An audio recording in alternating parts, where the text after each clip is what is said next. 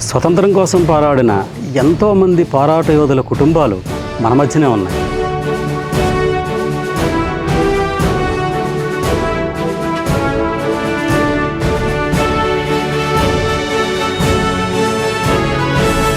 ఉమ్మడి పశ్చిమ గోదావరి జిల్లాకు చెందిన భీమడోలు గ్రామంలో బ్రాహ్మణ కుటుంబానికి చెందిన స్వాతంత్ర పోరాట యోధుడు శ్రీ ముదిగంటి రామకృష్ణ శాస్త్రి గారి గురించి వారి కుటుంబ సభ్యులతో మాట్లాడి వారి అనుభవాలని మీతో పంచుకునే ప్రయత్నం చేస్తోంది మీ జీటీవీ.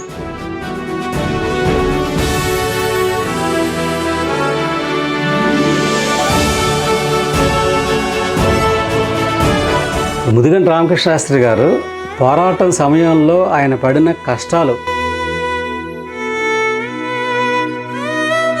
భీమడోలు రైల్వే స్టేషన్లో నుంచి అక్కడి నుంచి అటు రైల్వే స్టేషన్లో ట్రైన్ ఎక్కించి తిరుచినాపల్లి జైలుకు తీసుకువెళ్ళారు. ఆ జైల్లో పెట్టారు. జైల్లో పెట్టి రోజు వాళ్ళకి పురుగులతోటి పుచ్చిపోయిన బియ్యం అన్నంతో కుండ పాత్రలో వేసి అన్నం పెట్టేవారు. వాళ్ళు తినలేక బాధపడుతుంటే వాళ్ళు లాఠీలతో కొట్టేవారు.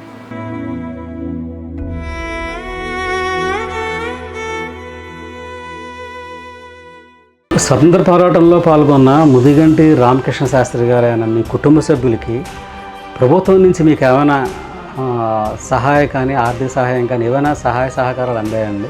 ఏమీ ఇది అందలేదండి. మా పిల్లలకు కానీ మాకు ఏమి ఉండలేదు. కానీ తామర పలకం మాత్రం కలెక్టరేట్లో పంపించారు. దానివల్ల మాకు ఎటువంటి ప్రయోజనం లేదు.